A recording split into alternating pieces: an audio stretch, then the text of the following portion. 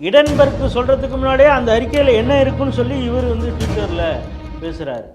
இங்கே இன்வெஸ்ட்மெண்ட் பண்ணாதீங்க அப்படின்னு பெரிய பெரிய நிறுவனங்களை பார்த்து நீங்கள் இங்கே வந்து சென்செக்ஸ் எப்படி இருக்குது, நேஷ்னல் ஸ்டாக் எக்ஸ்சேஞ்சில் இவ்வளோ ஒரு பிரச்சனை இருக்குது, நீங்கள் இன்வெஸ்ட்மெண்ட் பண்ணாதீங்க அப்படின்னு சொல்கிறாங்கன்னா எப்படி இருந்தனா இப்படி ஆகிட்டேங்கிறது மாதிரி பால் தாக்கரேன்னு ஒரு பேர், ராஜ் தாக்கரேன்னு ஒரு பேர் சொன்னால் பயப்படக்கூடிய ஒரு நிலைமை போய் உங்கள் வீட்டு வாசல்லையே வந்து ஒருத்தவங்க போராடுறான்னா அந்த அளவிற்கு நீங்கள் ஓட்டுக்காக உங்களுடைய நீங்கள் இவ்வளவு நாள் சொல்லி வந்த கொள்கையிலிருந்து இறங்கி வந்தால் என்ன நிலைமை அப்படிங்கிறது கண் முன்னாடி. காவல்துறையின் மீது நம்பிக்கை இல்லை அப்படின்னு கோர்ட்டு சொன்னதான் நான் பார்க்கல. காவல்துறையோடைய அமைச்சர் குவாண்டம் வெண்டிங் மிஷின் மாதிரி காலேஜிலலாம் வைக்கணும் அப்படின்னு ஆரம்பித்தாங்க. அதில் பார்த்தீங்கன்னா பெரிய அளவு ஊழல் நடந்தது அப்படிங்கிற அந்த நேரத்தில் ஒரு குற்றச்சாட்டு. கூட்டணி கரெக்டாக தான் சேர்ந்துருக்காங்கன்னு தெரியுது. இது போன்ற ஒரு சதி செயலில் ஒரு கூட்டம் செயல்படுது.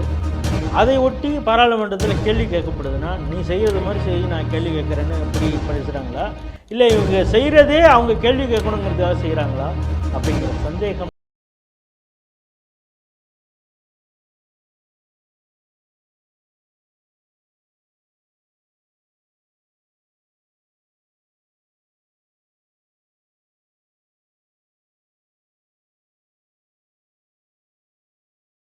வணக்கம்.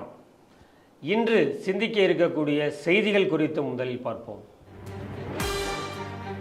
நில அபகரிப்பில் ரவுடிகளுடன் போலீஸ் கூட்டு, சிபிஐ விசாரணைக்கு உத்தரவிட்ட நீதிமன்றம்.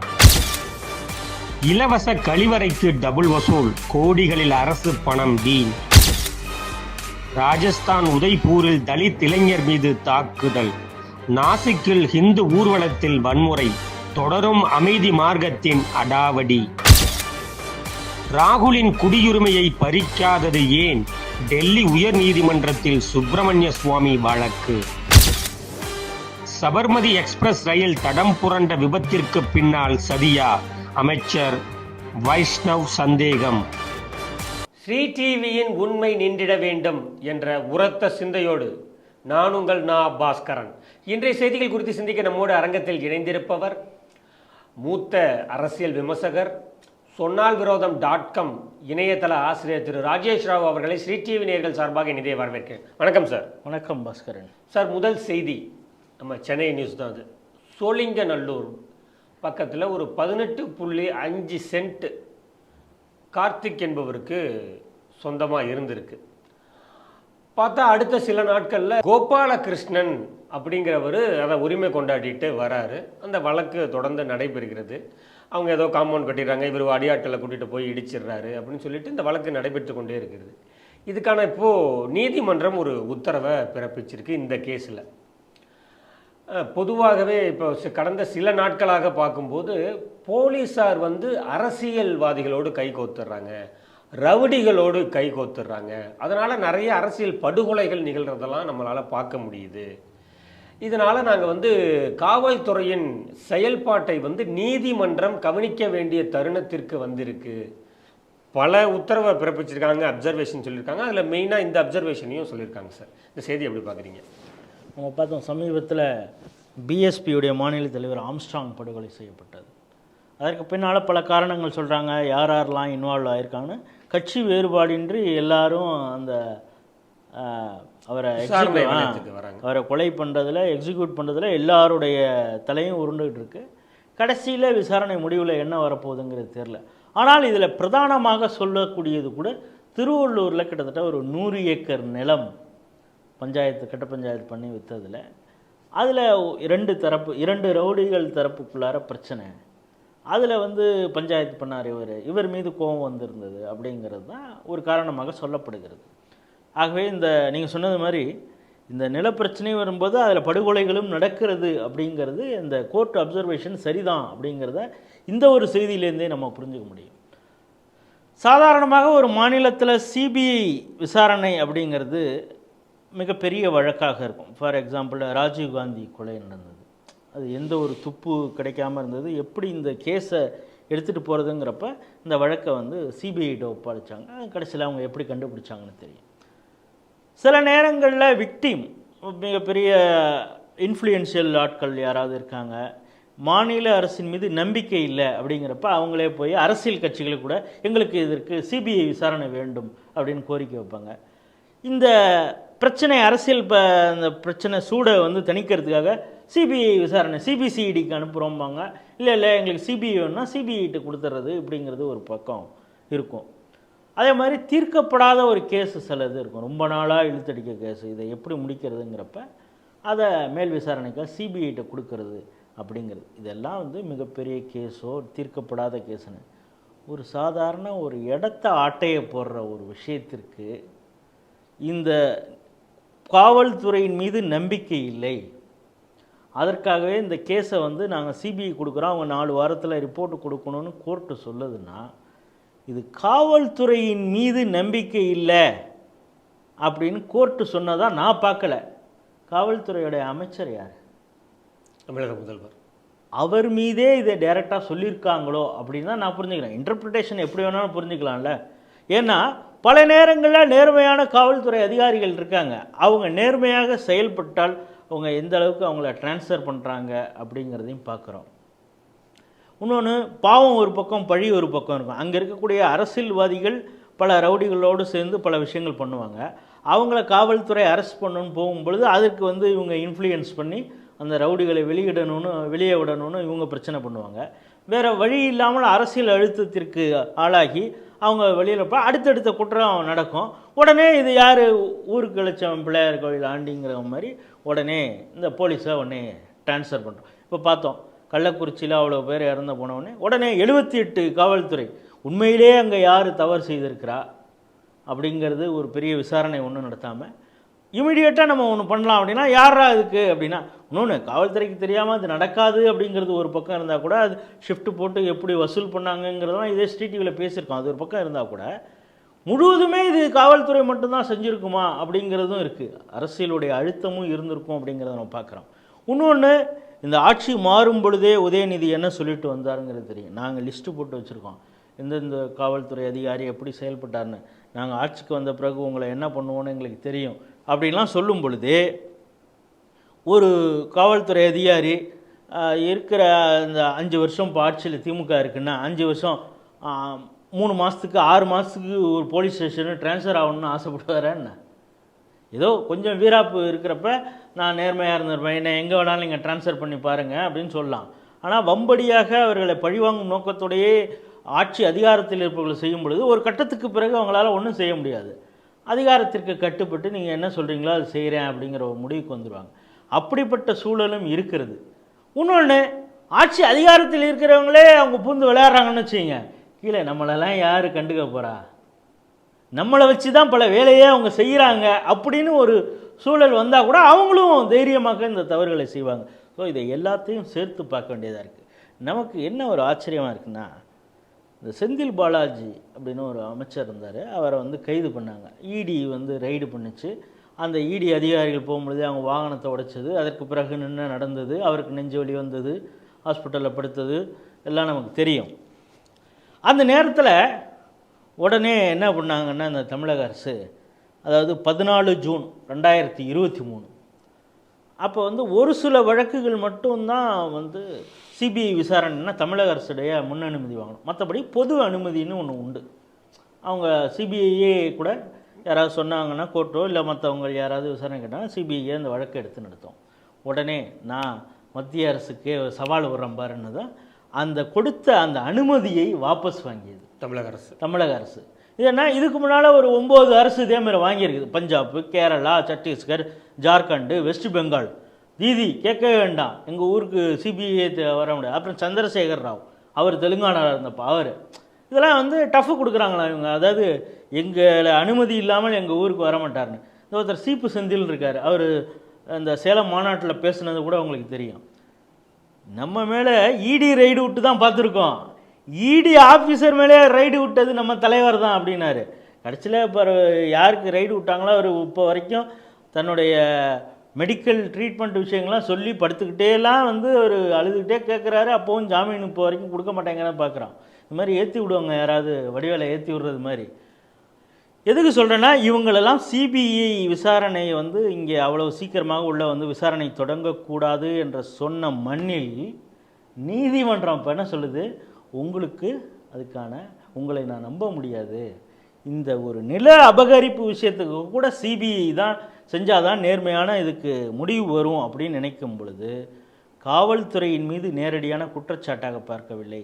முதல்வர் ஸ்டாலினுடைய ஆளுமை அதிகாரம், தெற்கிலிருந்து குரல்லாம் சொல்கிறாரு, இங்கே இருக்கக்கூடிய நீதிபதியே சொல்லியிருக்காரு, உங்களுக்கு அந்த அளவுக்கு இது இல்லை, திராணி இல்லை, உங்களோட அட்மினிஸ்ட்ரேட்டிவ் கேப்பபிலிட்டி இல்லை அப்படின்னு சொல்லியிருக்கிறத தான் நான் பார்க்குறேன்.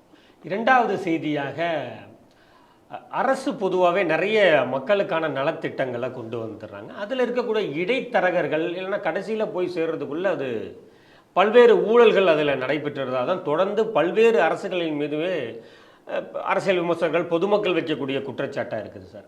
சென்னையை பொறுத்த வரைக்கும் தமிழகத்திலே மிகப்பெரிய மாநகராட்சி அது பல்வேறு மண்டலங்களாகவும் பிரிக்கப்பட்டிருக்கு. அதில் ராயபுரம் மண்டலத்தில் மட்டும் சுமார் ஒரு 70 பொது கழிப்பிடங்கள் வருகுது. இந்த மாநகராட்சி சுத்தமாக வச்சுக்கணும் அப்படின்னா அதுக்கு என்ன பண்ணலாம்னு சொல்லிட்டு அதை தனியார்கிட்ட ஒரு கான்ட்ராக்டுக்கு கொடுக்குறாங்க. அப்போ அந்த தனியார் என்ன பண்ணுறாங்க அப்படின்னா அவங்க ஒரு சப்கான்ட்ராக்டுக்கு கொடுத்து பொதுமக்களிடமிருந்து, அதுக்கு பேர் என்னன்னா இலவச பொது கழிப்பிடம், அதுதான் அதுக்கு பேர். ஆனால் மக்கள்கிட்டேருந்து அதுக்கு கட்டணம் வசூல் பண்ணுறதாக ஒரு செய்தி வெளியே வந்திருக்கு. அதன் மூலமாக பல லட்சங்களை அவங்க வருவாயாகவும் ஈட்டுறதாக தகவல் வருது. இந்த செய்தி எப்படி பார்க்குறீங்க? இந்த ஆட்சி வந்த உடனே இப்போ நம்ம திராவிட மாடல் ஆட்சியை பற்றி தெரியும், கடன் எல்லாத்துக்குமே ஒரு கான்ட்ராக்ட் கொடுப்பாங்க. ஏன்னா கான்ட்ராக்ட்னு ஒன்று கொடுத்தா தான் அதில் கட்டிங்னு ஒன்று அடிக்க முடியும், அதில் கமிஷன் ஒன்று எடுக்க முடியும். ஸோ அந்த அவங்களுக்கான ஒரு டிஃபால்ட் வழிமுறைங்கிறது அதுதான். வந்த உடனே நமக்கும் பார்க்குறப்ப பாரு இன்ஃப்ராஸ்ட்ரக்சர் தான், திமுக தான் இன்ஃப்ராஸ்ட்ரக்சர் வந்தாலே பண்ணும் அப்படின்னா, ஏன்னா பலன்னு ஏதோ ஒன்று பண்ணி வைப்பாங்க, அதுக்குள்ளார உள்ளே என்ன இருக்குங்கிறத நோண்டி பார்த்தா தான் நமக்கு தெரியும். வந்த உடனே கிட்டத்தட்ட 36 கோடி ஒதுக்கி கிட்டத்தட்ட 366 டாய்லெட்ஸ் எல்லாம் க்ளீன் பண்ணி எல்லாம் பெயிண்ட் கிண்டெல்லாம் அடிச்சுன்னு, அவங்களுக்கு தெரியும், அவங்க ஸ்ட்ரென்த்து தெரியும், நம்மளால் இதை மெயின்டைன் பண்ண முடியாதுன்னு தெரியும். இது மாதிரி செய்யணுங்கிறதுக்காக தான் அப்படி பண்ணுறது. பண்ணிவிட்டு இதை தனியார் கான்ட்ராக்ட் அது ஒரு கட்டிங் வரும்னு வச்சுங்க, அவங்கள்ட்ட கொடுத்துரும். இவங்க என்ன ரேட்டுக்கு அவங்கள்ட்ட கான்ட்ராக்ட் கொடுத்துருப்பாங்கன்னு தெரியும். அந்த கான்ட்ராக்ட் அவன்கிட்ட கொடுக்கறதுக்கு அவன்கிட்டேருந்து எவ்வளோ வாங்கியிருப்பாங்கங்கிறதுலாம் எல்லாருக்கும் தெரியும். அப்படிங்கிறப்ப அவன் வந்து ஃப்ரீயாக பண்ணுவான்னு எதிர்பார்க்கறதே முதல்ல தப்பு. ஆனால் அது நீங்கள் சொல்கிறது மாதிரி பொது கழிப்பறை இலவச கழிவறை மாதம் ஒரு 25,000, இதுக்காக 25,000 கூட, அதான் சொல்கிறேன். அது வந்து கவர்மெண்ட் காசு கொடுக்குது, கவர்மெண்ட்டில் இருக்கிறவனுக்கு யார் காசு கொடுக்கறது அப்படின்னு இருக்குல்ல. அந்த கான்ட்ராக்டர்லேருந்து அந்த அதிகாரியோ இல்லை சம்மந்தப்பட்ட அரசியல்வாதிகளோ எப்படி வாங்குறது? 25,000 மெயின்டெனன்ஸுங்கிறது கொடுக்குது, அதுக்கு மேலேயும் அவன் வசூல் பண்ணுறான்னா இவங்க கேட்குறதுனால தானே வசூல் பண்ணலாம். சரி, இது இப்போ ரிப்போர்ட் ஆகிருக்கு, நமக்கே தெரியும், இப்போ கண்டுபிடிச்சிட்டாங்க, தெரிஞ்சிருக்கு, இப்போ பாருங்கள் நடவடிக்கை எடுத்துருவாங்க அப்படின்னு. இது இப்போ இல்லை, ஜூலை 2022 இதே மாதிரி நடந்திருக்குது. எங்கன்னா இங்கே தேனாம்பேட்டையில் திருவிக நகர்னு ஒன்று இருக்குது, அதில் திருவிக நகர், அந்த திருவிக நகரில் தேனாம்பேட்டைக்கிலே திருவிக நகரில் இருக்கக்கூடிய இது மாதிரி வசூல் பண்ணியிருக்காங்க. ஒரு 3 பேரை அரெஸ்ட் பண்ணியிருக்காங்க. ராயபுரத்தில் நீங்கள் சொன்ன இப்போ ராயபுரத்துலேயே 6 பேரை அரெஸ்ட் பண்ணியிருக்காங்க. அங்கே தான் வந்து நிறையா இதே மாதிரி பொது கழிவறையில் இலவச கழிவறையில் அதை வந்து பைசா வசூல் பண்ணுறாங்க, அதில் நிறையா தகடு திட்டங்கள் நடக்குது அப்படின்னு சொல்லி ஒரு 6 பேரை கூட அப்போ அரெஸ்ட் பண்ணியிருக்காங்க. அதற்கு பிறகும் இது நடந்துகிட்டு இருக்குன்னா என்ன அர்த்தம்? யாருக்கும் தெரியாமலாம் நடந்திருக்கு. அந்த நேரத்தில் கட்டிங்லாம் கரெக்டாக போயிருக்கு. ஏதோ ஒரு இடத்துல ஒரு தடையோ ஒரு சிக்கலோ ஏதோ ஒன்று நடந்திருக்கு, யாருக்கோ போக வேண்டியது ஒழுங்காக போகலையா என்ன ஏது, இல்லை ஆர்வக்கோளாறில் சில மீடியாக்கள் இப்போ வந்து நாங்கள் அங்கங்கே அவங்களே போய் கிரவுண்ட் ரிப்போர்ட் நாங்கள் கண்டுபிடிச்சி சொல்கிறோம் அப்படின்னு சொல்லி, ஏன்னா அவங்க டிஆர்பிக்காக பண்ணுறாங்கன்னா, இல்லை உண்மையான மக்களுக்கு இந்த விஷயங்கள் தெரியணும் அப்படிங்கிற நல்ல நோக்கத்தோடு செய்கிறாங்களான்னு தெரியல. நல்ல நோக்கத்தோடு செய்தால் நாம் வந்து வரவேற்கிறோம், அதில் வந்து எந்த ஒரு பிரச்சனையும் இல்லை. இப்போ நான் சொன்ன அந்த ஜூலை மாதத்தில் அந்த பிரச்சனை வந்தப்போ இது மாதிரி பொது கழிப்பறையில் பணம் வசூல் பண்ணால் நீங்கள் வந்து புகார் கொடுக்கலாம் அப்படின்னு சொல்லி 1913 அப்படின்னு ஒரு ஹெல்ப்லைன் நம்பர் கூட அது உள்பட கொடுத்துருந்தாங்க. ஆனால் அதற்கு பிறகும் எங்கே பார்த்தாலும் நடந்துக்கிட்டு இருக்கு. 10 ரூபாய்க்கு சாப்பாடு கூட கிடைக்கிது, ஆனால் அதை தாண்டி அடுத்த லெவலுக்கு போகிறதுக்கு வந்து அதுக்கு மேலேயே பைசா வசூல் பண்ணுறாங்க அப்படிங்கிற குற்றச்சாட்டெல்லாம் இருக்குது. இப்போ என்னென்னா இதை பார்க்கும் பொழுது நமக்கு ஒன்று வந்தது, டாய்லெட்டில் இவ்வளவுலாம் அதில் கூட பைசா அடிக்கிறாங்களே அப்படின்னு. இந்த ஆட்சி வந்த உடனே இப்போ நீங்கள் சொன்னீங்களா மண்டலங்களாக பிரித்திருக்கிறதுன்னு, ஒரு எம்எல்ஏ சட்டமன்ற தொகுதியில் இதே மாதிரி கார்ப்பரேஷனுக்குள்ளார எத்தனை வருது, அதில் கான்ட்ராக்டுக்கிட்ட பைசா வாங்குறாங்க அப்படிங்கிற ஒரு குற்றச்சாட்டு பல எம்எல்ஏக்கள் மீது இல்லை. கடைசியில் அந்த எம்எல்ஏக்களை வந்து அந்த மீடியாக்கள் போய் கேட்கணும், இல்லை எங்களுக்கும் இதுக்கும் தெரியாது அப்படின்னா அவங்களுக்கு கீழே இருக்கிறவங்க அதை பார்த்துக்கிட்டு இருந்தாங்களா என்னன்னு தெரியாது. அந்த குற்றச்சாட்டு ஃபஸ்ட்டு எடுத்ததுமே சொன்னாங்க, ஃபஸ்ட்டு அவங்க கையை வச்சதே அங்கே தான் அப்படின்னு. இதே போல் யூபிஏ சர்க்கார் இருக்கும் பொழுது, அதாவது மன்மோகன் சிங் தலைமையிலான ஆட்சி இருக்கும் பொழுது அவங்க இதில் ஒரு வித்தியாசமான இதில் ஊழல் பண்ணாங்க. என்னென்னா, என்னதான் இருந்தாலும் நம்ம கலாச்சாரத்தை பண்பாட்டை பற்றிலாம் சொல்லிகிட்டு இருந்தால் கூட சில ஜாலியாக இருக்கிறது அப்படிங்கிறது இருக்குது. அது சில நேரத்தில் முன்னெச்சரிக்கையாக இருக்கணும். ஜாலியாக இருந்தால் கூட முன்னெச்சரிக்கையாக இருக்கணும். குறிப்பாக இந்த கல்லூரி சொல்லும் அந்த 13 வயதில் இருக்கிறவங்க கொஞ்சம் எச்சரிக்கையோடு இருக்கணும் அப்படிங்கிறது. சரி, இதை என்ன சொல்லலாம், நம்ம என்ன தான் கலாச்சார வகுப்பெல்லாம் எடுத்தால் கூட அவங்க செய்கிறது தான் செய்வாங்க, அதை பாதுகாப்பாக செய்யட்டுமே அப்படின்னு சொல்லி காண்டம் வெண்டிங் மிஷின் மாதிரி காலேஜிலலாம் வைக்கணும் அப்படின்னு ஆரம்பித்தாங்க. அதில் பார்த்திங்கன்னா பெரிய அளவு ஊழல் நடந்தது அப்படிங்கிற அந்த நேரத்தில் ஒரு குற்றச்சாட்டு வந்தது. இப்போ கூட்டணி கரெக்டாக தான் சேர்ந்துருக்காங்கன்னு தெரியுது. ஸோ இதிலெல்லாம் போய் அசிங்கம், இதிலெல்லாம் போய் நம்ம ஊழல் பண்ணுறதா அப்படிங்கிறதுலாம் இல்லை. எது கிடைச்சாலும் அதில் காசு கிடைச்சா போதும் அப்படிங்கிறது தான். அது திமுகவுக்கும் பெரிய வித்தியாசம் இல்லை, காங்கிரஸுக்கும் வித்தியாசம் இல்லை அப்படிங்கிறது தான் இந்த செய்தி காட்டுது. மூன்றாவது செய்தியாக, ராஜஸ்தான் மாநிலம் உதய்பூரில் ஒரு மாணவரை அடியோ அடின்னு அடிச்சிருக்காங்க சார். அடுத்ததாக பங்களாதேஷில் வந்து இந்துக்கள் மீது நடக்கக்கூடிய அந்த வன்முறைக்கு எதிர்ப்பாக ஒரு போராட்டத்தை நாசிக், அப்புறம் வந்து அவுரங்காபாத் போன்ற இடங்களெல்லாம் ஒரு பேரணி மாதிரி நடத்தியிருக்காங்க, ஒரு ப்ரொட்டஸ்ட் நடந்திருக்கு. அங்கங்கே கடையடைப்பையும் நடத்தியிருக்காங்க. அதையும் எதிர்த்து அடாவடித்தனமாக கல்லெறி சம்பவங்கள்லாம் நடந்திருக்கு. இதெல்லாம் தொடர்ந்து இந்த சுதந்திர தினத்தை குறிப்பிட்டே நடந்த மாதிரி தோணுது சார். இந்த செய்தி நீங்கள் எப்படி பார்க்குறீங்க? நான் சொன்னது மாதிரி ராஜஸ்தான் மாநிலம் உதய்பூரில் நடந்திருக்குது. தேவராஜ் அப்படிங்கிற ஒரு தலித் மாணவன், அவன் மாணவன் தானே சொல்லணும், ஏன் தலித் மாணவன் அப்படின்னா அனைத்திலும் ஜாதி பார்க்கர்கள், நீ ஓபிசியா நீ எஸ்சியான்னு கேட்குறவர் தான் ராகுல் காந்தி.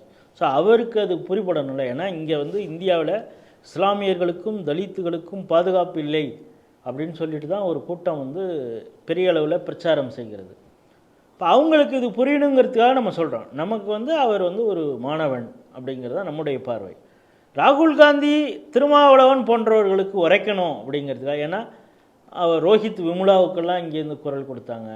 இந்தியாவில் வேறு எங்கே மலைவாழ் மக்கள், பட்டியல் சமூகத்தை சார்ந்தவர்கள், ஆதி திராவிடர்கள்னு இவங்க சொல்கிறாங்க, இங்கே இதே போல் நடந்ததுன்னா அதுக்கு எல்லாத்துக்குமே நாங்கள் குரல் கொடுப்போம் அப்படிங்கிறது பார்க்குறோம்.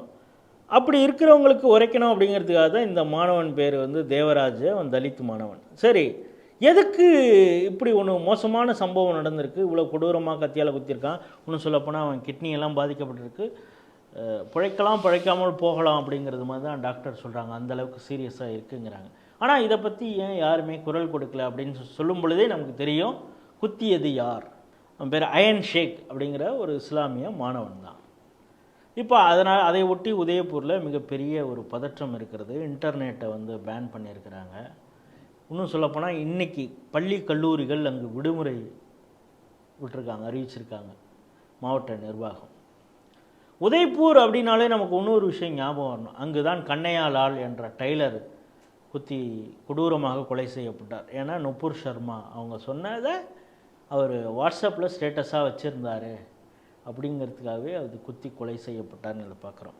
இப்படி கம்யூனலி சென்சிட்டிவ் ஏரியாவில் தொடர்ச்சியாக இந்துக்களுக்கு எதிராக இது போன்ற வன்முறை கட்டவிழ்த்து விடப்படுகிறது அப்படிங்கிறத புரிஞ்சுக்கணும். அதே போல் நீங்கள் இன்னொரு சம்பவம் சொல்கிறீங்க, மகாராஷ்டிரா மாநிலம் நாசிக்கில் பங்களாதேஷிலே பாதிக்கப்படக்கூடிய வன்முறை வெறியாட்டத்திற்கு ஆளாகியுள்ள இந்துக்களுக்கு ஆதரவாக சகல் இந்து சமாஜ், எல்லா இந்து அமைப்புகளும் சேர்ந்து ஒரு மிகப்பெரிய பேரணியை நடத்தியிருக்கிறாங்க. அந்த பேரணி நடந்து வந்துட்டு இருக்கும் பொழுது தான் கிட்டத்தட்ட 300லேருந்து 400 இஸ்லாமிய இளைஞர்கள்லாம் ஒன்று கூடிய ஒரு இடத்துல நின்றுக்கிட்டு ஃபுல்லாக கல்லால் அடிச்சிருக்காங்க அப்படின்னு. அதாவது பங்களாதேஷில் இங்கே இருக்கக்கூடிய இந்துக்களுக்கும் பாதுகாப்பு இல்லை, அங்கே இருக்கக்கூடிய அடிப்படை இஸ்லாமிய அமைப்புகள் குறி வச்சு வீட்டை கொளுத்துறான், அடிக்கிறான், பெண்களை தூக்கிட்டு போய் ரேப் பண்ணுறான், எல்லாம் பண்ணுறான். சரி 80% நான் இருக்கேனே, உனக்கு நான் இருக்காம்பா அப்படின்னு சொல்லிட்டு இவங்க ஏதோ சொல்கிற தூக்கி விட்டுக்கிட்டு நான் இங்கே பேரணி நடத்துகிறேன் அப்படின்னா, இங்கேயும் நீ பண்ண முடியாது டே அப்படின்னு. சரி, ஆட்சியில் எங்கள் ஆள் தான் இருக்கார், பிஜேபி ஆட்சியில் இருக்குது, சிவசேனா ஏக்நாத் ஷிண்டேயோடு சேர்ந்து நாங்கள் கூட்டணி ஆட்சி அமைச்சிருக்கோம் அப்படின்னா, ஆட்சி வேணால் ஒன்று தான் இருக்கலாம், நாங்கள் ஒரு இடத்துல அதிகமாக இருந்தோன்னா நாங்கள் தைரியமாக இந்த வேலையை செய்வோம் அப்படிங்கிறது மாதிரி அவங்க ப்ரூவ் பண்ணியிருக்காங்க. ஒரு கட்டத்திற்கு பிறகு இந்த வன்முறை தாக்குதல் அதிகமாகிட்டு இருக்கு. நீங்கள் சொன்னது மாதிரி நாசிக், ஜலகாவ், சம்பாஜி நகர், அவுரங்காபாத்னு சொன்னீங்க, அதுக்கு பேர் மாற்றிட்டாங்க சம்பாஜி நகர் அப்படிங்கிற அந்த இடத்துலையும் இது போன்ற கல்லறி சம்பவங்கள் நடந்திருக்குது. சில இடங்களிலே இந்துக்கள் திருப்பி தாக்குதல் அடிக்க ஆரம்பித்தோடனே கலவரம் மிகப்பெரிய அளவில் ஆயிடும் அப்படிங்கிறதுக்காக மாநில அரசாங்கம் உடனே போலீஸை வேண்டிய அளவிற்கு அந்த பகுதிக்கு அனுப்புனதுனால போலீஸார் இப்பொழுது ஒரு ட்ரெண்ட் இருக்குது, உத்தரப்பிரதேசத்தை பார்த்துட்டு இப்போ ஒவ்வொரு மாநிலமாக அதை காப்பி அடிக்க ஆரம்பிச்சிருக்காங்க.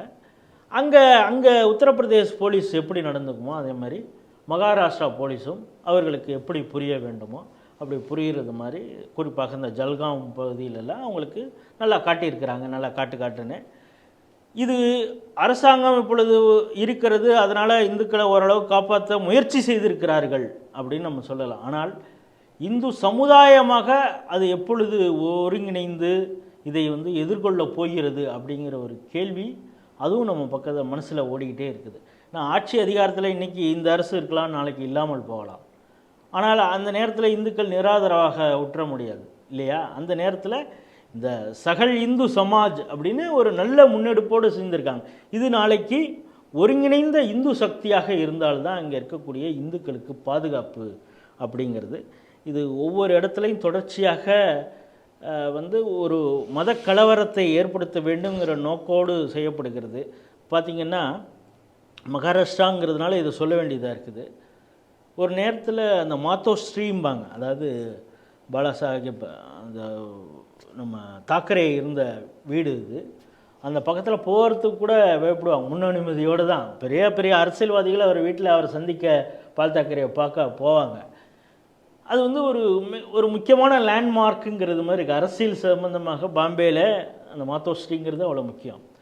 சமீபத்தில் இந்த வக்ஃபு ஆக்டு பார்லிமெண்ட்டில் தாக்கல் செய்த உடனே இஸ்லாமிய அமைப்புகள்லாம் உடனே கிளர்ந்து எழுந்து மகாராஷ்டிராவில் தைரியமாக மாத்தோஸ்ரீக்கு வெளியில் நின்று உத்தவ் தாக்கரே சிவசேனா இது குறித்து என்ன கருத்து சொல்கிறது, இன்னும் நீங்கள் சொல்லாமல் இருக்கீங்க அப்படின்னு சொல்லி அவர் ஆன்ட்விஸ்ட் பண்ணுறது மாதிரி ஒரு மிரட்டல் விடுக்கும் தனமாக சொன்ன உடனே அவர் நேற்று என்ன சொல்கிறாரு, வக்ஃபு போர்டு மட்டும் இல்லை, ஏன்னா அது சொன்னால் நாளைக்கு அவருக்கு கெட்ட பேர் ஆகிடுன்னு சொல்லிட்டு இந்துக்கள் கோயில் நிலமாக இருந்தாலும் சரி, இல்லை மற்ற மதத்தினர் நிலமாக இருந்தாலும் சரி, யார் கையை விட்டாலும் நாங்கள் விட மாட்டோம் அப்படின்னு.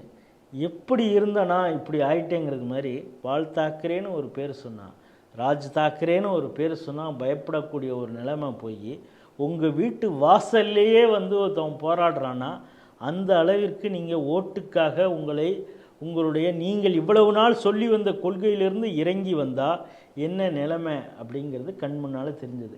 இதையெல்லாம் புரிந்து கொண்டாவது இந்து சமுதாயம், குறிப்பாக பாஜகவினர், நீங்கள் ரொம்ப செக்குலர் பேசுனீங்கன்னா உங்களுக்கும் அந்த நிலைமை ஆகும் அப்படிங்கிறது தான் நம் கண் முன்னாலே இருக்கக்கூடிய இந்த காட்சி. இதை புரிந்து கொண்டு அரசியல் கட்சிகளும் அமைப்புகளும் செயல்படும் அப்படிங்கிற நம்பிக்கை நமக்கு இருக்குது. நான்காவது செய்தியாக நிறைய வழக்குகள், அதாவது இப்போ இந்தியா முழுக்க பேசு பொருளான வழக்குகளில் சொல்ல போனோம்னா அதில் பொதுநல வழக்காக கொண்டு வந்ததுன்னா டாக்டர் சுப்பிரமணிய சுவாமி அவர்கள் தான். குறிப்பாக இந்த நேஷனல் ஹெரால்டு வழக்கை கூட நம்ம சொல்லலாம். அதுபோல் இப்போது ராகுல் காந்தியின் குடியுரிமை பறிக்கப்படாதது குறித்து நீதிமன்றத்தில் ஒரு பொதுநல வழக்கை சுப்பிரமணிய சுவாமி சார்பாக போட்டிருக்காங்க, அவருடைய வக்கீல் போட்டிருக்காரு. இந்த செய்தி எப்படி சார் பார்க்குறீங்க? அது சரியான முன்னெடுப்பு தான். ஏற்கனவே 2019 உள்துறை அமைச்சகத்துக்கு அவர் கடிதம் எழுதியிருக்கிறார். அதற்கு முன்னால் ராஜ்நாத் சிங் அவருக்கு என்ன பதில் போட்டார்ங்கிறத உள்பட ட்விட்டர் தளத்தில் அவர் பதிலாக சொல்லியிருக்கிறார். அவருடைய குற்றச்சாட்டு, அவர் அரசியலுக்காக இப்பொழுது மோடி, அமித்ஷா, நிர்மலா சீதாராமன் இவர்களை எல்லாம் அவர் தினமும் எதிர்கட்சிகள் எப்படி வசைப்பாடுகிறதோ ஆற்றாமையில் அவர் ஆதங்கத்தில் வசைப்பாடுகிறாருங்கிறது ஒரு பக்கம் இருந்தால் கூட அவர் ஒரு சில விஷயங்கள் சொல்கிறதுல அதில் நியாயம் இருக்கிறது அப்படிங்கிறதையும் நம்ம புரிஞ்சுக்கணும். நீங்கள் சொல்கிறது மாதிரி இன்னும் சொல்லப்போனால் இந்த பாஜக அரசு வருவதற்கு ஏதோ ஒரு வகையில் காரணமாக இருந்ததும் அவர் போட்ட சில வழக்குகள் தான் அப்படிங்கிறதையும் நம்ம சேர்த்தே பார்க்கணும். அந்த வகையில் அவர் இந்த குற்றச்சாட்டை வைத்திருக்கார். ஏன் உங்களுக்கு அவர் மீது நடவடிக்கை எடுப்பதில் என்ன பிரச்சனை அப்படின்னு என்ன சொல்கிறாங்கன்னா, 2003 வந்து பேக்காப்ஸ் அப்படின்னு ஒரு கம்பெனி வந்து லண்டனில் பிரிட்டனில் ஓப்பன் பண்ணுறாங்க. அதில் ஒன் ஆஃப் த டைரக்டராக ராகுல் காந்தி இருக்கிறார். அந்த கம்பெனி என்ன சொல்லுது, இவர் பிரிட்டன் குடியுரிமை இருந்ததுனால தான் இவர் நாங்கள் டைரக்டராக போட்டிருக்கோம் அப்படின்னு சொல்கிறாங்க. அதுக்கப்புறம் 2005 அக்டோபர் 10லேருந்து அக்டோபர் 31, 2006 வரைக்கும் அவங்களுடைய டிக்ளரேஷன்ஸ் ஏழி இதை சப்மிட் பண்ணுறப்ப அதுலேயும் ராகுல் காந்தியுடைய குடியுரிமை பற்றி, சிட்டிசன்ஷிப்பை பற்றி அதில் குறிப்பிட்டிருக்காங்க. சரி, இது ஒரு தடவை தான் பண்ணியிருக்காங்க அப்படின்னா, இல்லை 2009லேயும் இதே மாதிரி டிக்ளரேஷனில் அவங்க ராகுல் காந்தி சிட்டிசன்ஷிப்பை பற்றி சொல்லியிருக்காங்க. இந்தியாவை பொறுத்தளவு ஒரு நாட்டில் சிட்டிசன்ஷிப்பை இருக்கிறவங்க எப்படி இங்கே இருக்க முடியும் அப்படிங்கிறத கேள்வி எழுப்பி இவர் அப்பொழுதே உள்துறை அமைச்சகத்துக்கு கடிதம் எழுதினார். ஆனால் சைமல்டேனியஸாக அந்த நேரத்தில் உள்துறை அமைச்சகமும் 15 நாட்களுக்குள் நீங்கள் விளக்கம் அளிக்க வேண்டும்னு ராகுல் காந்திக்கு லெட்டரும் கொடுக்குறாங்க. ஆனால் 2019 அவர் 2 தொகுதியில் எலெக்ஷன்லேயே நிற்கிறார். இப்போ அந்த கேள்வியை தான் அவர் இருப்பார், ஏன் ராகுல் காந்தி மீது நடவடிக்கை எடுப்பதில் உங்களுக்கு என்ன தயக்கம் அப்படின்னு. நம்ம ஒரே விதத்தில் விஷயத்தை புரிந்து கொள்ளணும். அதாவது மெக்னான் இப்படி அரசியலில் சில குடும்பத்தின் மீது ஏதோ ஒரு வகையில் சரி போனால் போகட்டும், அவங்க மீது நடவடிக்கை எடுக்க வேண்டாம் என்று நினைக்கிறது ஒரு கட்டத்தில் அது மிகப்பெரிய சிக்கலாக, அதாவது உங்களுடைய 2 தனிப்பட்டவர்களுடைய பச்சாதாபம், கருணை இதெல்லாம் ஒரு பக்கம் ஒதுக்கி வச்சுட்டு அது நாட்டுக்கு அதனால் நல்லதா அப்படிங்கிறத பார்க்கணும். இந்த குற்றச்சாட்டை ஒரு நேரத்தில் அடல் பிகாரி வாஜ்பாய் மீதும் அந்த பாஜகவின் மீது அதிக அக்கறை கொண்டிருந்தவர்களே சொன்ன ஒரு இது. அந்த நேரத்தில் தி இந்து பேப்பரில் வந்ததாக சொல்லுவார்கள், ராகுல் காந்தி அவர்கள் அமெரிக்கா செல்லும் பொழுது ஒரு விஷயத்தில் அவரை பிடிச்சாங்க, ஏர்போர்ட்டை பிடிச்சாங்க. அந்த நேரத்தில் வந்து காப்பாற்றி விட்டதே வாஜ்பாய் அரசாங்கம் தான். அதை வைத்து ஏதாவது அதை ட்ரம்ப் கார்டாக கூட யூஸ் பண்ணியிருக்கலாம். ஆனால் நேரு குடும்பம், இந்திரா காந்தி குடும்பம், அந்த இந்திரா காந்தியின் மீது வாஜ்பாய்க்கு ஒரு நல்ல எண்ணம் இருந்ததுனால அதன் அடிப்படையில் அவர் கொஞ்சம் மெக்னானிமிட்டியாக நடந்துட்டார் அப்படிங்கிற ஒரு குற்றச்சாட்டை. குற்றச்சாட்டுன்னா என்ன, இப்படி செஞ்சுருக்கக்கூடாது, நம்மளும் ஒரு ட்ரம்ப் கார்டு நம்ம கையில் ஒரு தூண்டில் வச்சுருக்கலாமே அப்படின்னு ஒரு அக்கறையோடு சொன்னாங்க.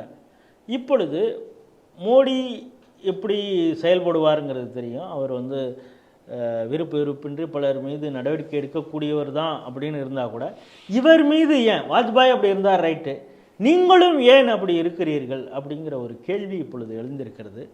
ஆனால்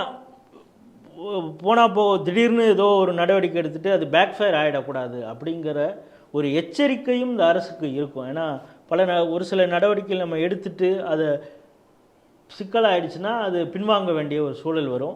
அதுவே அவர்கள் தங்களுடைய பிரச்சாரத்திற்காக பயன்படுத்தக்கூடிய ஒரு சூழலும் ஏற்படும் அப்படிங்கிறது.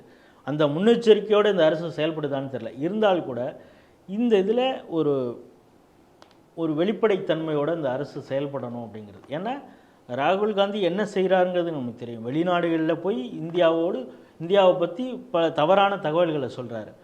இன்னொன்று, வெளிநாடுகள் அமெரிக்கா, இங்கிலாண்டில் போயிட்டு நீங்கள் யூரோப் கண்ட்ரிஸ் வந்து இந்தியாவுடைய டெமோக்ரஸி நீங்கள் தான் காப்பாற்றணும்னு சொல்கிறாரு. இடன்பர்க்கு சொல்கிறதுக்கு முன்னாடியே அந்த அறிக்கையில் என்ன இருக்குன்னு சொல்லி இவர் வந்து ட்விட்டரில் பேசுகிறாரு.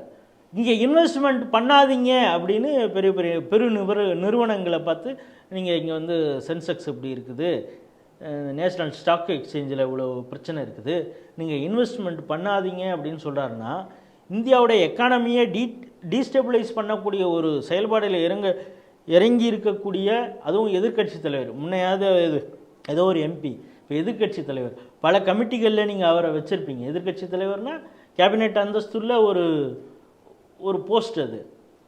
அப்படிங்கிறப்ப பல பாலிசி டெசிஷன்ஸை அவங்களோடு கலந்து பேசுவீர்கள். இந்த பாலிசி டெசிஷன்ஸ் வெளிநாடுகளுக்கு போய் சேர்ந்துடாதா? அவங்க கசிய விட மாட்டாங்களா? ஏன்னா பல டூல் கிட்டுகள் அங்கே மேலே என்ன சொல்கிறாங்களோ அதுதான் இங்கே நடந்துக்கிட்டு இருக்கு. இந்தியாவில் எதிர்க்கட்சிகள் செயல்படுத்தி வருகின்றன. அந்த ஒரு சூழல் இருக்கும் பொழுது ஏதாவது ஒரு துருப்பு கிடைச்சாலே எதிர்க்கட்சிகளை என்ன செய்யணுமோ அது. நான் அதனால தான் அடிக்கடி இதே ஸ்டேட் டிவியில் பேசுனது தான், கொஞ்ச காலத்திற்காவது மோடி ஜின்பிங் மாதிரி செயல்பட வேணும். சீனாவுடைய பிரதமர் எப்படி செயல்படுகிறாரோ அது மாதிரி செயல்பட்டு சும்மா ஒரு 6 மாதத்துக்கு செயல்பட்டால் இந்த எதிர்க்கட்சிகள்லாம் சுருட்டிக்கிட்டு இருப்பாங்க அப்படிங்கிறது தான் நம்முடைய பார்வை. இறுதி செய்தியாக ஸ்ரீ டிவியில் நிறையா நம்ம இதை பற்றி விவாதிச்சிருக்கோம் சார். அதாவது லவ் ஜிகாத் இருக்குது, லேண்ட் ஜிகாத் இருக்குது, ஃபுட் ஜிகாத் இருக்குது அப்படின்னு நிறைய ஜிகாத்களை பற்றி வேத விஞ்ஞான ஆராய்ச்சி மையத்தின் நிறுவனர் திரு பாலகௌதமன் அவர்கள் நிறைய இதை பற்றி பேசியிருக்காங்க. இப்போ புதியதாக ஒரு வார்த்தையை காயின் பண்ணுறாங்க சார், ரயில் ஜிகாத். இந்த 2-3 வருடங்களில் நிறைய ரயில் ஆக்சிடென்ட் நடக்குது. நின்று கொண்டே இருக்கக்கூடிய ரயில்கள் தீப்பற்றி அந்த பெட்டிகளெல்லாம் வந்து எரியுது. இப்போ சில ரயில் தண்டவாளங்கள் ரயிலே தண்டவாளத்தில் அதை பரல்கிறது. இப்போது சபர்மதி எக்ஸ்பிரஸ் வாரணாசி டு அகமதாபாத் ட்ரெயினில் வந்து அது தடம் புரண்டு இருக்குது. இரவு சுமார் 2:15க்கு அந்த இதுவரை பத்திரிகை செய்திகளில் உயிர் சேதம் எதுவும் இது வரைக்கும் அவங்க வெளியிடலை. இந்த செய்தி எப்படி பார்க்குறீங்க? சமீபத்தில் உங்களுக்கு தெரியும், பாராளுமன்றத்தில் மிகப்பெரிய விவாதம் நடந்தது. ரயில்வே அமைச்சர் அஸ்வினி வைஷ்ணவ் அவர்கள் பதவி விலக வேண்டும் அப்படின்னு போர்க்கொடி தூக்கியது எதிர்க்கட்சிகள்லாம். காரணம் அவங்க சொன்னது என்னென்னா, அதிகமாக இப்பொழுது ரயில் விபத்து நடக்குது அப்படின்னா. அதற்கு அவர் எப்படிப்பட்ட பதிலடி கொடுத்தார் அப்படின்னு நம்ம நேரம் வந்து எதுவுமே தமிழில் பல சேனல்கள் அதை பற்றி சொல்லலைங்கிறது நமக்கு வருத்தமாக இருக்கிறது. அதற்கு அவர் எப்படிப்பட்ட ஃபிட்டிங் ரிப்ளை கொடுத்தாருங்கிறத நம்ம பார்க்குறோம். யூபிஏ சர்க்கார் வெர்சஸ் என்டிஏ இந்த கவர்மெண்ட் இந்த கடந்த 10 வருடங்களில் ரயில்வே துறையில் மட்டும் எந்த அளவிற்கு முன்னெடுப்புகளை இன்ஃப்ராஸ்ட்ரக்சர் டெவலப்மெண்ட்டுகளை செஞ்சிட்ருக்கு. ஒவ்வொரு கிலோமீட்டருக்கு ஒரு மாதத்தில் எவ்வளவு வேகமாக ரயில் தண்டவாளங்கள் அமைக்கப்படுகின்றது. இதுவரை வந்து ரயில்வே சர்வீஸ் இல்லாத இடங்கள்லாம் எந்த அளவுக்கு ட்ராக் போட்டு அங்கே ட்ரெயின் சர்வீஸை கொண்டு வந்திருக்காங்க. புதிய ஸ்டாப்பேஜஸ் எவ்வளோ வந்திருக்குது. அப்புறம் ஓவர் பிரிட்ஜு, கீழே பிரிட்ஜு, இது மாதிரி ரயில்வே பிரிட்ஜஸ் எவ்வளோ கட்டியிருக்காங்க போன்ற பல. அதே மாதிரி மின்மயமாக்கல், எலக்ட்ரிஃபிகேஷன் எந்த அளவுக்கு பண்ணியிருக்காங்க. அது மட்டும் இல்லை, வைஃபை கனெக்ஷனோட எந்த அளவுக்கு முக்கியமான ஸ்டேஷன்களை வந்து தரம் உயர்த்தியிருக்காங்க, அப்கிரேட் பண்ணியிருக்காங்க. பல ஸ்டேஷனில் ஃபிசிக்கலி சேலஞ்ச் அவங்க வந்து ரயில்வே ஸ்டேஷனுக்குள்ளார வந்து எந்த ஒரு பிரச்சனை இல்லாமல் ட்ரெயினில் ஏறுறது மாதிரியான எத்தகைய வசதிகளை அம்யூனிட்டிஸ் அவங்களுக்கு கொடுத்துருக்காங்க. அது மட்டும் இல்லாமல் வேகப்படுத்துதல், இப்போ வந்தே பாரத் ட்ரெயின் வந்திருக்குது. இது மாதிரியான ட்ரெயின்ஸு கொடுத்து எவ்வளோ வேகமாக நம்மளுடைய பயணங்களை எல்லாம் அமைத்து கொள்வதற்காக எத்தகைய விஷயங்களை செஞ்சுருக்கோம் அப்படிங்கிறதெல்லாம் ஒரு மிகப்பெரிய நீண்ட பட்டியலை வாசித்தார். ரைட், விபத்து நடக்குது. இப்பொழுது ஆரம்பத்தில் நம்மளும் நினச்சோம் அங்கேருந்து அங்கங்கே விபத்து நடக்குது. இந்த காலத்துலேயும் கவச் அப்படிங்கிறது தான் நீங்கள் சொன்னீங்க. அதாவது 2 எதிரெதிராக வரக்கூடிய ட்ரெயின் வந்ததுன்னா அந்த சிக்னலிங்கில் அதுவாகவே ஆட்டோமேட்டிக்காக ஆஃப் ஆகும். அது மாதிரியான அந்த கவச்சு இதை ஏன் பொருத்தலை அப்படின்னா எதிர்க்கட்சிகள் கேட்டிங்கன்னா அதுக்கு எவ்வளவு செலவாகும், இது வரைக்கும் எத்தனை ட்ரெயினுக்கு பண்ணியிருக்கோம் அப்படிங்கிற டேட்டா உள்பட அஸ்வினி வைஷ்ணவ் பாராளுமன்றத்தில் தெரிவித்தார். அதை விட அவர் தெரிவித்தது என்னென்னா, மம்தா பானர்ஜி ரயில்வே மினிஸ்டராக இருக்கிறப்ப அவங்க அந்த நேரத்தில் பாராளுமன்றத்தில் அவங்களுடைய அமைச்சர், அவங்க கட்சியை சார்ந்தவர் ரயில்வே அமைச்சராகவும் இருந்தார். அப்போ சொல்லும் பொழுது அந்த காலகட்டத்தில் தான் அதிகமாக ரயில் விபத்து நடந்ததுங்கிறது அவர் பெரிய பட்டியலையே அவர் கொடுத்துருக்காரு. அந்த தகவல்லாம் பாராளுமன்ற அந்த ரிஜிஸ்டர்லேயே இருக்குது. அதனால் நீங்கள் என்ன ரிசைன் பண்ணுங்கன்னு சொல்கிறதுல எந்த ஒரு அர்த்தமும் இல்லை அப்படிங்கிறத ஆதாரத்தோடு அவர் அங்கே சொன்னார். நம்ம சமீப காலமாக பார்க்குறோம், இந்த ஒரிசாவில் பாலசூரில் மிகப்பெரிய ரயில் ஆக்சிடெண்ட் நடந்தது அப்படின்னு பார்க்குறோம். அதுவே சபோட்டேஜாக இருக்கும் என்று நம்ம அப்போலேருந்தே ஸ்ரீ டிவியில் சொன்னோம். ஆனால் அது சிக்னல் ஃபெயிலியர் அப்படின்னு விசாரணை முடிவில் வந்திருக்குது. அதாவது அவங்க மனித தவறில் தான் அது நடந்திருக்கு அப்படின்னு சொன்னால் கூட இது வேண்டுமென்றே அந்த தவறு நடந்ததா இல்லை அறியாமல் நடந்ததா அப்படிங்கிற சந்தேகம் நமக்கு இப்போது வரை இருக்கிறது. அதை ஒட்டி அடுத்தடுத்து பல ரயில் விபத்துகளை பற்றியும் நமக்கு அதே சந்தேகங்கள் இருக்கிறது. இப்போ சமீபத்தில் ரொம்ப ரீசெண்டாக ஒரு ஆக்சிடெண்ட் நடந்தது. அப்பொழுது கூட அந்த பைலட்டு, லோக்கோ பைலட் என்ன சொல்கிறாருன்னா, மிகப்பெரிய சத்தம் வந்தது, கேட்டது அப்படின்னு சொன்னது இதே ஸ்ட்ரீட்டிலையும் நம்ம பேசியிருக்கோம் அந்த செய்திகளை குறித்தோம். அப்படிங்கிறப்ப இது வேறு யாரோ வேண்டுமென்றே செய்கிறாங்க. அதே போல் இரவு நேரத்தில் குறிப்பாக வெஸ்ட் பெங்காலில் ஒரு வீடியோ வந்தது. என்னென்னா, ஒவ்வொரு சிக்னலாக அவங்க அடித்து உடைச்சிட்டு போகிறாங்க, அந்த லைட்டை வந்து செயல்படாமல் செய்து விட்டு போகிறது. அப்படின்னா அதற்கு பின்னால் என்ன சதி இருக்கிறது அப்படிங்கிறத நம்ம பார்க்குறோம். இப்பொழுது இந்த ட்ராக்லையும் ஒரு கூரான ஒரு பொருள் மீது மோதியதுக்கு அதனால தான் இந்த தடம்புரன் இருக்குது. அதாவது அந்த ட்ராக்ல வேற ஒரு பொருள் வச்சு வேண்டுமென்னே அது டீரெயில் பண்ணுறதுக்காக செய்யப்பட்டது அப்படிங்கிற விஷயத்தை தான் அமைச்சர் அவர்களே அவருடைய அஃபிஷியல் ஹேண்டில்லே சொல்லியிருக்காரு. இதை நாங்கள் முழுசாக விசாரணை பண்ணுறோம், பட் அது கூரான ஒரு பொருளில் ஹிட் ஆனதுனால தான் இப்படி ஆயிருக்கு அப்படின்னு சொல்கிறாரு. அதை ஒட்டியே பல ஆதாரங்களை இப்பொழுது சமூக வலைதளங்களே பல வீடியோக்கள் ஏற்கனவே அது ஒரு மாதமாக அது மாதிரி போட்டுட்ருக்காங்க. என்னென்னா இந்த ரீல்ஸ் பண்ணுறவங்க வேணும்னே இந்த ட்ராக்கை வந்து வச்சுட்டு அதில் இன்னொரு பொருளை வச்சுட்டு அதை கனெக்ட் பண்ணிட்டு போகிறது, அதனால ட்ரெயின் என்ன ஆகுதுன்னு டெஸ்ட் பண்ணுறது, அதை ஒட்டியே கேமரா வச்சு அதை எப்படி பண்ணுறாங்கங்கிறத பண்ணுறது, இது மாதிரி ரீல்ஸ் போடுறவங்கலாம் வேண்டுமென்றே இது பண்ணுறதுங்கிற பார்க்குறோம். சமீபத்தில் உத்தரப்பிரதேசில் சம்மந்தம் இல்லாமல் ட்ரெயின் போது கல்லை விட்டு ஒரு 100 பேர் இன்னும் கல்லை விட்டு அடிக்கிறாங்க. ஒன்று கேரளாவில் வந்தே பாரத் இது மாதிரி வரும் பொழுது அந்த ட்ரெயின் மீது தாக்குதல் நடத்த வேண்டும்னு சிபிஎம்மில் இருக்கக்கூடிய ஒரு எம்எல்ஏவே பேசிய அந்த விஷயங்களையும் கூட நம்ம அது குறித்து பேசியிருக்கோம். அதாவது ஒரு பக்கம் ரயில்வே டெவலப்மெண்ட் வரணும், எல்லா இடத்துலையும் கனெக்டிவிட்டி இருக்கணும்னு நம்ம சொல்கிற நேரத்தில் அந்த கனெக்டிவிட்டினால் பொருளாதாரம் மேம்படும், அங்கே இருக்கக்கூடிய வாகன வசதிகள் ஏற்படும் அப்படின்னு நம்ம யோசிக்கிற நேரத்தில் அந்த வசதி ஏற்பட்டு விடக்கூடாதுங்கிற மாதிரியான பல அசம்பாவிதங்களை இவங்க பண்ணுறாங்க. இதற்கு பின்னால் சதி இருக்குதுங்கிறோம். இதை ஒட்டி பாராளுமன்றத்தில் எதிர்க்கட்சிகள் கேள்வியும் எழுப்புகிறாங்க. அதை காரணம் காட்டி அமைச்சர் ரிசைன் பண்ணணும்னு சொல்கிறாங்கன்னா நம்ம இரண்டையும் சேர்த்து தானே பார்க்கணும். இது போன்ற ஒரு சதி செயலில் ஒரு கூட்டம் செயற்படுது, அதை ஒட்டி பாராளுமன்றத்தில் கேள்வி கேட்கப்படுதுன்னா நீ செய்கிறது மாதிரி செய், நான் கேள்வி கேட்குறேன்னு இப்படி பேசுகிறாங்களா, இல்லை இவங்க செய்கிறதே அவங்க கேள்வி கேட்கணுங்கிறதுக்காக செய்கிறாங்களா அப்படிங்கிற சந்தேகம் நமக்கு எழுகிறது. அதாவது ஒட்டுமொத்தமாக அதாவது வெளிப்புறங்களிலிருந்து நமக்கு வரக்கூடிய பாதுகாப்பு அச்சுறுத்தல்கள்ங்கிறது ஒரு பக்கம் இருந்தால் கூட இப்போ இது போன்ற விஷயங்களின் மீதும் உள்துறை அமைச்சகம் மிக கவனம் கொடுத்து சொல்வேன். ஏன்னா ஒரு ஆக்சிடெண்ட்டுன்னு ஒன்று நடந்தால், ஒரு ரயில்வே ஆக்சிடெண்ட்டுங்கிறது நமக்கு தெரியும், ஒரு 100-150 பேர் இறந்து போகிறாங்க அப்படின்னா 200-300 குடும்பங்கள் ஆக்சிடெண்ட் ஆனால் கை கால் போயிடுச்சுன்னா அதுக்கப்புறம் அவன் தான் பிரெட் வின்னராக அந்த குடும்பத்தில் இருக்கான்னா ஒரு 500-600 குடும்பங்கள் அப்படியே நிலை குலைஞ்சு போயிடும். அது எப்படிப்பட்ட சமூகத்தில் தாக்கத்தை ஏற்படுத்தும், அதை எதிர்க்கட்சிகள் எப்படி பிரச்சாரத்தை செய்வார்கள், இதை வந்து டீஸ்டெபிளைஸ் பண்ணுறதுக்கு இந்த கண்ட்ரியை அவங்க எதிர்க்கட்சிகள் எப்படி யோசிக்கும் அப்படிங்கிறது எல்லாத்தையும் பார்க்க வேண்டியதாக இருக்குது. அதனால தான் நம்ம பாராளுமன்றத்தில் மிக முக்கியமாக ஒரு விஷயத்தை குறிப்பிட்டு சொன்னார் அஸ்வினி வைஷ்ணவ். என்னென்னா நீங்கள் ஒரு ரயில்வே பயணியை ட்ரெயினில் ஏறுவதற்கே அவனை அச்சுறுத்தல் ஏற்படுத்துறது மாதிரி நீங்கள் பண்ணுறீங்க. இப்போ கண்டினியூஸாக டெய்லி ஒரு ஃப்ளைட்டு ஆக்சிடெண்ட் ஆகிட்டே இருக்குன்னு வச்சுங்க, உங்களுக்கு நானே டிக்கெட் போட்டு கொடுக்குறேன்னா கூட நீங்கள் ஃப்ளைட்டில் போவீங்களா? வேண்டாம்ப்பா, நான் பொறுமையாக வேறு எதுலையாவது போய்க்கிறேன் அப்படின்னு தான் சொல்லுவீங்க.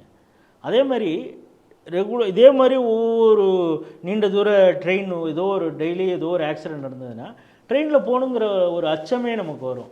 இதை வந்து எதிர்க்கட்சிகள் ஒரு பிரச்சாரமாக செய்கிறது அப்படின்னு பாராளுமன்றத்தில் சொன்னார்.